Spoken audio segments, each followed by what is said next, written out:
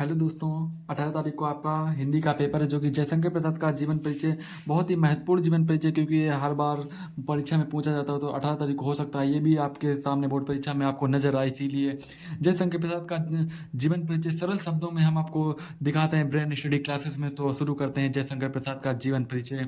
तो सबसे पहले जयशंकर प्रसाद का जन्म काशी के प्रसिद्ध वैश्य परिवार में सन 1889 ईस्वी में हुआ था। सबसे पहले आपको याद रखना है कि इनका जन्म 1889 को किस परिवार में हुआ था? वैश्य परिवार में हुआ था। इनका वैश्य परिवार में सन 1889 को हुआ था। इनका परिवार साहू सूदनी के नाम से प्रसिद्ध था।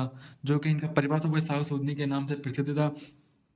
प्रसाद जी के पिता स्वयंवर साहित्य प्रेमी थे। प्रसाद जी का जन्म से ही वातावरण का अच्छा ज्ञान प्राप्त हुआ था। प्रसाद जी को जन्म से ही वातावरण का अच्छा ज्ञान प्राप्त हुआ था। जब जब उनका जन्म हुआ तो बाद में उन्हें वातावरण का अच्छा ज्ञान प्राप्त हुआ था। प्रसाद जी ने 9 वर्ष की आयु में एक रचना की जिसे पढ़कर इनके पिता ने इन्हें महान कवि बनने का आशीर्वाद दिया। जब प्रसाद 9 वर्ष की उम्र के थे तब उन्होंने एक रचना की जिसे इनके पिता ने पढ़ा और इनके पिता ने इन्हें आशीर्वाद दिया कि आगे चलकर आप एक महान कवि बनोगे। प्रसाद जी ने बाल अवस्था में अनेक तीर्थ स्थानों की यात्रा की। तो जो कि सबसे बड़ी बात है कि प्रसाद जी ने छोटी सी उम्र में ही अनेक अनेक तीर्थ स्थानों की यात्रा की। बाद में कुछ समय बाद इनके माता पिता की मृत्यु हो गई थी, और कुछ ही समय बाद इनके प्रसाद जी के माता पिता की मृत्यु हो गई थी। फिर इनकी शिक्षा दीक्षा का प्रावधान इनके बड़े भाई शंभूनाथ जी ने किया। जो कि इनके बड़े भाई शंभूनाथ जी थे। इनके माता पिता की मृत्यु होने के बाद इनका जो कि शिक्षा का प्रावधान, जो कि शिक्षा का खर्चा जो भी हुआ था वह सब शंभूनाथ जी ने किया। सर्वप्रथम इनका नाम क्वींस कॉलेज में लिखाया गया। जो कि इनका नाम था सबसे पहले क्वींस कॉलेज में लिखाया गया, किंतु इनका मन वहाँ पर नहीं लगा।